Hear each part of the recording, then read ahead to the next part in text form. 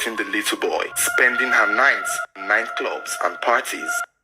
With her boyfriend in Willa Wipwa, it was said she would leave the little boy at home with her sister unattended to, basically relying on her sister to look after the child for her. And the sister did not have a problem with that, except Maeke began spending late nights in the clubs and also coming home late without even looking for her child.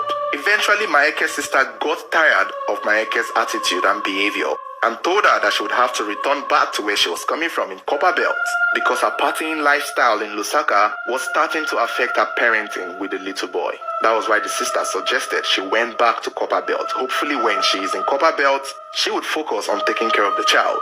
Even sometime around the 11th, 12th of August, the sister gave her transport fare, gave her transport money to go back to Copperbelt with the little child. It was even said they gave her extra money too for upkeep. Although she collected the money but did not fix a particular day she was supposed to go, what she did with the money instead would leave you confused and make you wonder, is she really okay? Or is this a case of mental health?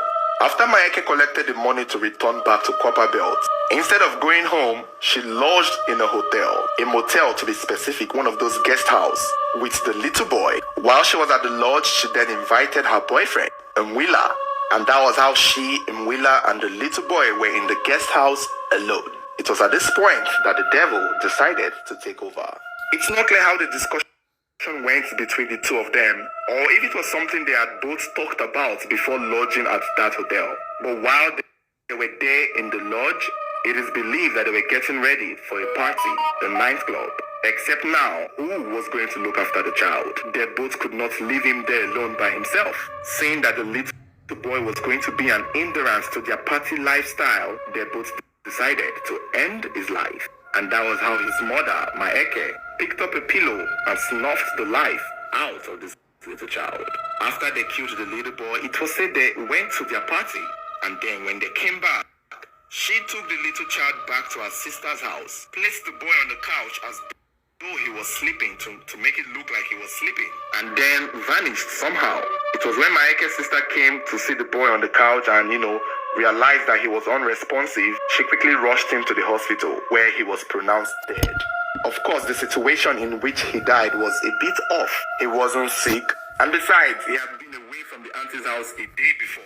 So how come all of a sudden he comes to the house, the auntie does not see him, he sees him on the couch and he's lying lifeless? Clearly, the sisters saw something was off, and immediately they went to the police. During an intense interrogation, she cracked and confessed that she was the one who killed her son, and said it was the boyfriend who gave her the suggestion. Now it's not clear if the boyfriend is the father of the child, but I doubt. However, what I do feel is that her sister basically knew what she was capable of. I think the sister figured it out and went to report to the police because she clearly wasn't feeling it. The story wasn't adding up. I'm sure the sister knew what Maeke was capable of. So apparently, she had a child at a young age and felt the child was going to make her lose her youth, make her lose her partying lifestyle, and that was why she did it.